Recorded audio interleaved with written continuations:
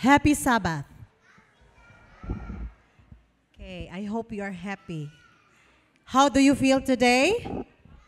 Okay, happy. Ako happy gyapon pero lahi pag yun. Happy pero napag ko yung lahi nga feeling. Okay? You know what? Kana bitawng diri ka sa ibabaw, lahi ragyod. Okay. So, good morning and happy Sabbath to our viewers today from all over the globe. Happy Sabbath, mga kaigsuunan din sa Bagong Taas. Happy Sabbath. Okay. Dili na ko magdugay-dugay sa ako ang message kay ang atong time murag is running out. Okay? So, I'm going to tell you this morning's the sermon, okay? The sermon about education, okay? So on the Sermon on the Mount, in the Gospel of Matthew, Jesus talks about two kinds of path. Nay duha ka mga agianan o dalan, okay? Nga dapat nato nga sundon. The path first is the narrow path. And the other one is, unsa man? Ang broad nga path. Okay? So, ang dako, smooth, hayahay kaay kumulakaw, kay ato pang tanawon karon simentado na. Oh, inana ang dalan. So, easy kaayo nato lakwon. Dili ta dali madalinas kay dili naman lapukon. Not like sa narrow road nga unsa man. Lapukon, lubak-lubakon, napay puruhan nga madamag pata, maslide pata. Unya sigpit siya. Dili siya dako, kundi sigpit. So mauna ang duha kadalan nga gihisgutan dinhi sa the Sermon of the Mount nga makita sa Matthew 7:14 to 15. Now, the broad road all may go with their natural inclinations, indulging selfishness, pride, love of the world. Mao na ang naa din ana. Okay? But those who walk in the narrow path, unsa ilang himuon, must deny self, for this way leads to holiness and heaven. Now, the choice is ours. Ang choice na sa atoa, ang pagpili. Ahaman nga dalan ang atoang dapat sundon. The narrow path, unsa gikinahanglan? Nagkinahanglan sa atong pagtuo. Nagkinahanglan sa paglahutay. Pero ang samputanan unsa man? Eternal joy. But the broad path seems easy. Sayon ra gyud kaayo siya. Pero unsa man ang samputanan?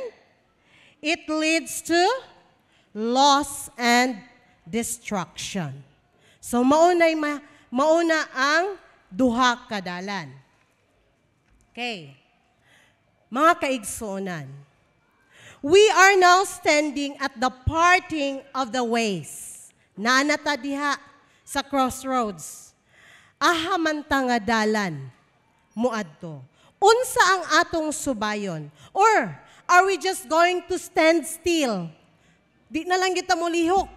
Diha lang kita kutob. Di ta mo musubay anang duha kadalan. Okay? Unsa man nga path ang inyong pilion. The choice is yours to make. And it is today. Karuna. Dili na ta maglangan-langan. Ang Ginoo magtabang ug maggiya kanato sa kanunay. Labi na og unsa man pinaagi sa kung kita magbasa sa iyahang mga pulong. Okay? Kay ang pulong sa Ginoo maunay maggiya ka nato, maunay magtudlo ka nato. Maunay magahatag ka nato og inspirasyon bisan pag unsay mahitabo sa atong kinabuhi. And that is the word of God. Mao nga ang atong Bible text karon, which is found in Psalm 119, 105. Do you have your Bibles with you? Okay? Kinsa man nakadala sa pulong sa Ginoo. This is the word of God. Okay? Thy word is a lamp unto my feet and a light unto my path. Ato daw sa uguluhon bikay. I know everybody memorized this text. Let's say it all together. Psalm 105, start. Psalm 119, start. Psalm 105, thy and a light unto my path. Wala lagi ko kadungog diya sa likod. Sorry ha, maistra yun ning nastubangan. Okay, so thy word is a lamp unto my feet and a light unto my path. Let us pray. Father God in heaven, we invite your holy presence to be upon us in our midst, dear Lord, as we study your word. Continually help us and bless us, dear Lord, as we open our hearts and minds to receive your word. In Christ's name we pray. Amen. The title of my message this morning is about Christian education or Adventist education. Your guide to the right path. Okay? Christian education, your guide to the right path. Adunay usa ka sinulat diri ni Juancho. Nag-ingon siya, Education for Life. I'm going to read it in English. If you give a man a fish, he will eat once. Kung imong tagaan ang tao og isda, kas arapod siya makakaon, kas arapod ka naghatag, di ba? If you teach a man to fish, he will eat fish the rest of his life. O, di ba? Kay kamaluman siya mga isda. So makakaon na gid siya sige og isda. Okay. If you are thinking a year ahead, sow seed. Magpugas. If you are thinking 10 years ahead, unsa atong himuon? Magtanom og kahoy. Plant a tree. Okay? Another, if you are thinking 100 years ahead, educate the people. Tudluan ang mga katawan. Okay? By sowing seed, you will harvest much. By planting a tree, you will harvest tenfold. By educating the people, you will harvest 100 tenfold. Okay? So 100-fold imo makuha. That is education. Okay? Mauna ka-importante ang edukasyon. Okay. Nganong importante man? Para makamauta. Di ba? Para mabansay ta. O para ma-prepare ang atong kaugalingon para sa atong mga kaugmaon o sa umalabot. Okay. So, Christian education, your guide to the right path. Kung kini atong pilion ang Christian or Adventist education, unsa di ay anaani ini. Unsay naani ini?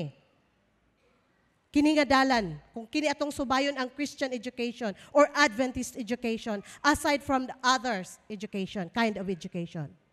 Ha? Unsa may naani? Niini. Why Christian education? Ako ang gibuhatan og acronym actually.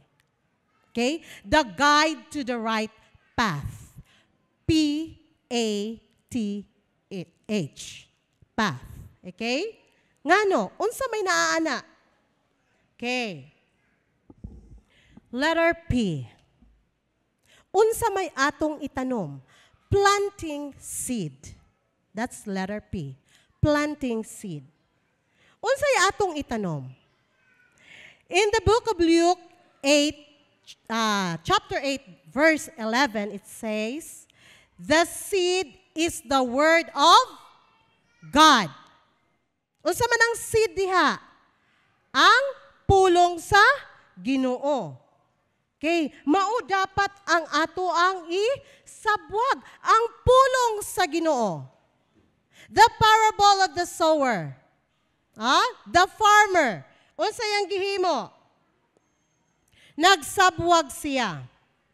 Okay? What happened to the seeds? Ang uban nasa wayside, gitamak-tamakan, gikaon sa mga langgam. The other, ahaman ang uban, falls on the rock. Unsay nahitabo? Nitubo, pero wala mo lungtad. Init baya ang bato, so nalawos. Okay. Then the other seeds fell on the thorns. And then, uban ba niya tubo, grow, ang thorns. So, pagkahuman, na-choke lang siya. Wa gyud siya gihapon nila hutay. But others fell on the good ground. And it grows and bear crops. Okay. So, mauna siya ang pulong sa Ginoo. Ako naghatag ko sa pulong sa Ginoo karon. Dili ko maghandom nga kitang tanan ato ning himuon. Oh, kay lahi-lahi man. We are on different grounds. Lahi-lahi. Okay. But in Christian education, planting seeds means sowing the Word of God in the young hearts. Sa mga kabataan, ahad ay nato sugdan ang pagbaton og Christian education, og Adventist education. Diha sa atong mga panimalay. We are all Christians. Sa atong panimalay palang daan, ato nang imatuto ang atong mga kabataan. Dayon, ato silang ipa-eskwela sa atong mga tulunghaang iglesia. In that way, we are planting seeds. Ang mga teachers diha nagtanom sa pulong sa Ginoo sa inyong mga kabataan. Okay? How? Gitudluan sila og mga kanta, Bible songs, memory verses, Bible stories. Daghan kaayo. And even kana atong verse karon is a Bible, is a verse song. Okay? Thy word is a lamp unto my feet and a light unto my path. Naibata ni kanta. Because they know that song. They know the memory verse. Di ba? Okay. So when we as teachers, we also plant, bisag dili na among mga kabataan, among gimatuto diya sa sulod sa tulunghaan. But we are happy. Malipayon kaayo mi. Kay nga naman, na nakaplant mi, ug makita na namo damlag, ugma, umalabot, dagko sila, makita na namo unsa sila. Okay. Some understood. Some, unsa man, gipalapos lang sa pikas dalunggan. And, unsa man ang uban, ilang gikinabuhian. Okay? Gikinabuhian nila ang pulong sa Ginoo. So, inaana, dili nato ignon nga, pagtanom nato, mutubo na diretso. No, it's not. Even sa kinabuhi ni Timothy, it is found in 2 Timothy 1:5. Okay? Unsa man kinsa may nagtanom sa iya sa mga seeds.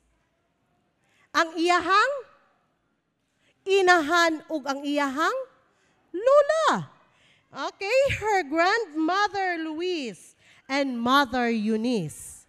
Okay. Dili lang kay ang mga mama, ang mga lula, mga lolo ug papa, apil pud mo. Dili lang kay mama ra bitaw ang gimension diha sa balaang kasulatan. No. Everyone has a part, has a responsibility. Naagyud tay responsibilidad sa pagmatuto sa atong mga kabataan.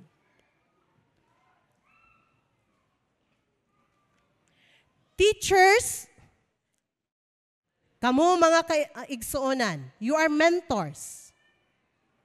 Parents are like sowers. Okay? So unsa man, as sowers, unsa man atong himuon? We have to be faithful in prayer. Iampo gyud na nato. Iampo nato ang atong matag-usa ka pamilya. Okay? Let us pray for them. And let us be an example. Mahimot ang sumbanan sa mga maayong gawi, sa mga maayong pagsulti. In everything, sa atong pamatasan, we should be examples. And sa atong pagtudlo, we should also be example.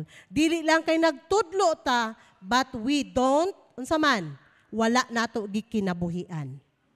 We don't live by it. Wala nato na do into actions ang ato ang gitudlo. Okay? Because we, parents, brethren, teachers, okay? We are the nurturers. How we have to nurture the faith and the values sa atong mga kabataan. And that will grow over time. Dili man nato makita sa karon. Pero mao lagi na akong giingon. When they grow bigger, makita nato na. Unsa atong gitanom. Muna, ato yung bisbisan. Bisitahan nato. Og naatay mga pang-invite nga mga kaigsuonan nga wala pa diri sa atong fold. Of course, we have to visit them. We have to pray for them. Ampuan nato sila. Kay dili sa diha makita ang resulta, pero ang balaang espiritu naglihok diha kanila. Okay. Si Ellen White, nagingon siya, the children committed to our care, sa atoa, dili ko nang to her lang, kundi sa atong tanan, every mother, every father, every grandmother, lolo, lola, we have a sacred responsibility. Nag-ingon ang Ginoo, take this son, take this daughter, unsaon man, train it for me. Huh? Train it for me. Mo nag-ingon sa Ginoo. Adventist homepage 280. Give it a character polished after the similitude of a palace, that it may shine in the courts of the Lord forever. Wow. Dako kaayo atong responsibilidad. Huh? We have to train them and polish them. Sabi ito yung polished? Ang ilang mga character. Okay? So we are sowing the Word of God into the hearts of learners. Mga learners, atong mga children. So sama sa usa ka farmer, wala niya nakita kung unsa ang mahitabo sa iyang harvest. Munang naiuban, maayo kaayo. Para naiuban, maka-in-Ingles. Di ba? Mo man ang farmer. And then, in anak pod, we don't know the harvest immediately. Christian teachers, Christian parents, and brethren, the mentors, may not see the immediate results. Dili nato makita dayon. But every prayer, every lesson, every example is a seed that will grow in God's time. Seed needs care. Muna siya. Watering through prayer, nourishing through God's word, and protecting through a Christ-like environment. Muna siya ang kinahanglanon sa mga kabataan. And the second letter for the word path, unsa man? Kaspel mo? Unsay sunod? A. That's letter A. First is planting seed. The second is advancing knowledge. Okay. The fear of the Lord, sumpaye, is the beginning of wisdom. So, Proverbs 11:7. It means that a preparation for the life that now is, it has to do with the whole being and with the whole period of existence possible to man. It is the harmonious development of the physical, the mental, and the spiritual powers. Education, page 13. So, Christian education or Adventist education is holistic. It develops the mind, the body, as well as the spirit, and even our socials, our relationship with one another. True knowledge advances when it begins with reverence for God. Ngano man, in Christian education, knowledge should always advance with humility. Diha man ta na makatuon ta og unsa ang pagpaubos. Makatuon ta og unsa ang pagrespeto sa atong isig katawo og atong pagrespeto sa Ginoo. Okay? True knowledge is not just academic. It is wisdom rooted in reverence for God, or wisdom grounded in God's truth. Si Haring Solomon, unsa man yang gipangayo sa Ginoo? Nahimo siyang hari, pero unsa iyang gipangayo sa Ginoo? Dili riches. Dili kayamanan. He don't ask for that. But he asked for wisdom to lead God's people. Okay? God gave him wisdom greater than any other, showing that true knowledge begins with humility. Knowledge without God leads to pride, but knowledge in Christ produces humility and service. Now, what is the next letter? Letter T. And that is training character. Diha nga agyanan na ang magplanta og seed, na ay advancing knowledge, dayon naapod ang training of character. Okay. Proverbs 22:6. Memorize sa daw.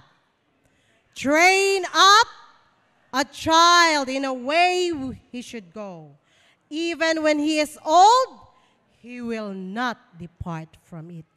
Kung nabansay nato ang atong mga kabataan sa diha pa lang sa gagmay pa sila. Of course, muturok na. Okay? When he is old, dili gyud na niya malimtan. Okay? Character is a true goal of education. Mo gyud na ang batasan, pamatasan. Christian education or Adventist education is not only about academics, as I have said, and skills, but also about shaping character into Christ-likeness. Okay? Dili lang kay maayo ko ani nga field. Maayo ko ani nga mga butang. Kabalo ko unsaon ni. But it's not that one. It's also about shaping character. Nga, unsa man, batasan susama kang Kristo. Academics may train the mind. But only Christian education trains the heart to be faithful to God. Huh? Academics may train the mind, but only Christian education trains the heart to be faithful to God. Discipline, integrity, and Christ-like living or the fruits of this training. Okay? So through discipline, example, and the Spirit's power, character become Christ-like. So, inana, kinsa man ang atong mahimo nga Bible examples ani? Ha? Daniel and his friends. Unsay nahitabo? Before they were held captives didto sa Babylon, unsa man sila sa ilang panimalay? They were trained. Di ba? Git-train sila sa ilang pagkaon.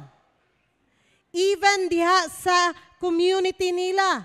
Naagid sila 7-7. Oh, sa hitabo, mutingog tong trumpeta. Diha sa sulod sa templo, magpatingog ang priest. And what will the people do? They have to stop from all their work. Tanan nilang gihimo. And they have to pray. Wala kay, ay, tiwason ko sa ni kadali, ay ako magampo. No. They stop. So na-train sila ana pa lang. Batanon pa sila. Sa ilang panimalay, they were trained.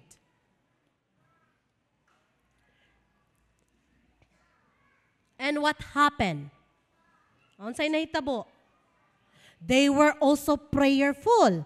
They had the food to eat. During that time when they held captives, nahimo na sila dito, nga unsa, captives sa Babylon. What happened? Gitest ang ilahang faith. Huh? Pag-abot pa lang sa pagkaon, gitest ang ilang faith. What happened? Did they pass or fail? They pass. Nakapasar sila. Ang ilang faith, wala gyud waver, wala gyud nilagi. Sige lang, wala, dili bitaw ni, dito sa amo ang balay? No. But, ning barug gyud sila. Okay? They were trained in godly principles. They refused to defile themselves in Babylon, and they stood firm for God. Okay? So their training in godly character prepared them to resist temptation. And they remained faithful in a foreign land. Bisan pa o gisulayan si Daniel, samtang siya na idad-idaran na. Daghang na nag-jealous sa iyaha, kay paborito kay siya sa king. But what happened? despite nga gitagak siya didto sa lion's den, wala gyud nawala ang iyahang pagtuo diha sa Ginoo. Okay? So character is the true measure of education. A brilliant mind without Christ-like character is incomplete. Christian education molds qualities, unsa man qualities that reflects Christ. Integrity, honesty, perseverance, and courage. Daghan pang uban. Okay? So training character involves daily discipline, consistent modeling by teachers and parents, and the brethren, and also reliance on the Holy Spirit. Dili man nato mahimo tanan. Tawhanon na baya ta? We are human in nature. So, sometimes, mag-doubt ta sa atong self. But we have to ask the Holy Spirit to guide us.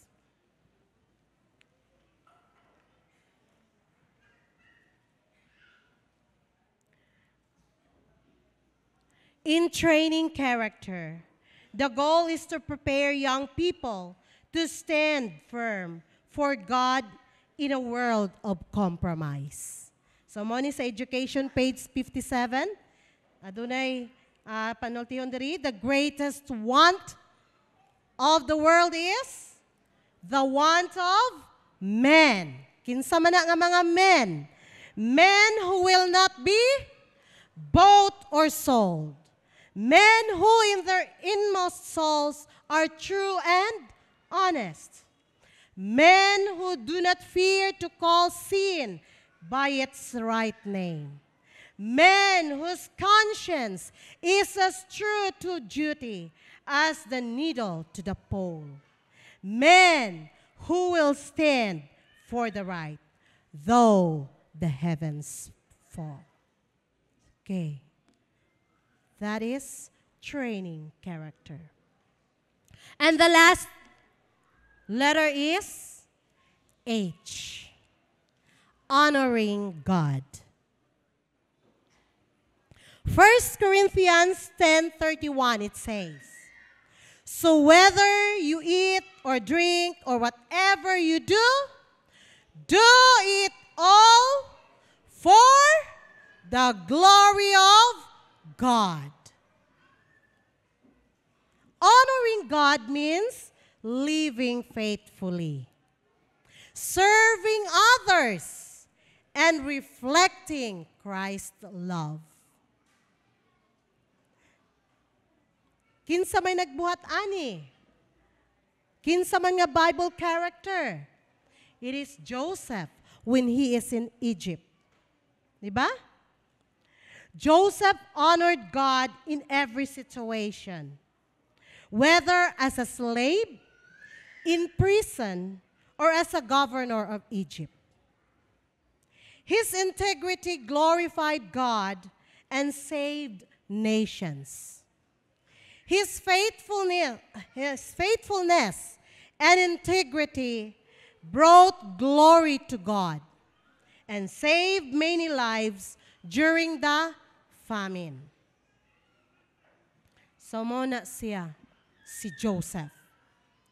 Pariha ba ta ni Joseph? Do we honor God with all our hearts, with all our mind, body, and soul? Okay? Honoring God is the ultimate purpose of Christian education.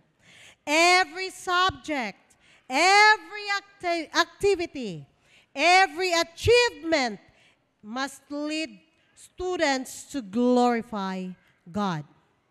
Bisan ka na atong mga talento, we have to be thankful to God. And we have to glorify God for that. In every lesson that we learn, in every achievements nga atong nabatnan, it should lead to reflect Christ. To honor God is to recognize Him as the Creator, the Redeemer, and the source of all wisdom. A Christ-centered education reminds students that success is not measured by earthly standards, but by faithfulness to God's calling. Honoring God means living in such a way that one's talents, choices, and lifestyles point others to Jesus. Christian schools, Adventist schools, our homes, our church, we must be united in this mission to develop disciples who reflect Christ's character in all things. Because the ultimate goal of Christian education is to glorify God in every area or aspects of life. Kaila mo og muso plant? Okay? A muso plant is a bamboo. A bamboo plant that grows in China and the Far East. Kini siya nga plant, magtanom ka ni siya, after the muso plant is planted, wala ni siya signs nga ning tubo dayon. Ha? Why? It take 5 long years. Ay ha ni mo makita nga ni tubo na siya. Sabi no? Kuyaw ni siya nga kawayan, bamboo plant, so kawayan. Ha? Gitanom ni mo siya, pero dili na siya makita nga ni tubo dayon, but it took several years before ni mo makita nga, uy, ning tubo na siya. So, kung nagtubo na pod na siya, mura na pod na siya magic. Kay every day, as it, sa giingon pa diri, the muso suddenly begins growing at the rate of nearly 2.5 feet per day. So, 2.5 feet per day. Iyang tubo kada adlaw.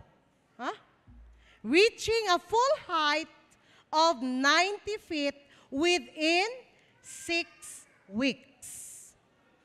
Kuya pa ni siya, no? Nga tanom? It's not magic. The muso's rapid growth is due to the miles of roots it develops during those first 5 years of getting ready. So, asa day siya nagkuhan? Nag-take root pa gyud siya. Ay ha siya mo mitubo.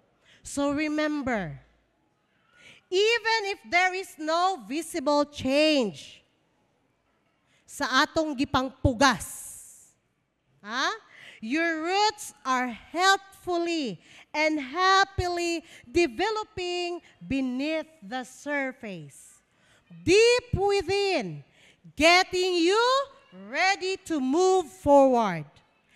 Have faith. Maunay gingon ni Joel Weldon. Okay. Sa may application nato. Okay. Brethren, Christian education is a ministry of seed sowing. With faith that God will bring forth the harvest of transformed lives. Christian education should not only fill the minds with facts, but also teach students to seek wisdom from God first. Advancing knowledge means training students to think critically, serve faithfully, and honor God with their talents. True education strengthens moral character so students can stand for God even in difficult environments. Christian education must train young people to use their talents and positions not for self-glory, but to honor God. To conclude, let us always take the Word of God with us in our daily walks of life. Ato gyud nang dalon permanente, bisan asa ta paingon. We have to read it every day. Ngano man, so we will not be stumble in the darkness. We will not fall in the pit of sin. And we will not be tempted to do wrong. Dalon nato na kanunay. Always remember, the Word of God is a lamp unto my feet and a light unto our path. So the Word of God, my brethren, is a lamp unto our feet and a light that makes the planted seed illuminates in the hearts of men. The Word of God is a lamp unto my feet and a light that gives wisdom and advancing knowledge deeply rooted in reverence for God. The Word of God is a lamp unto my feet and a light that trains character to reflect Christ and stand for truth. The Word of God is a lamp unto my feet and a light honoring God as the ultimate purpose of all learnings. So when schools, homes, churches work together on this path, PATH, will raise up children, will raise up disciples who will carry the torch, walk in truth, and reflect Christ's character to the world. This is my prayer.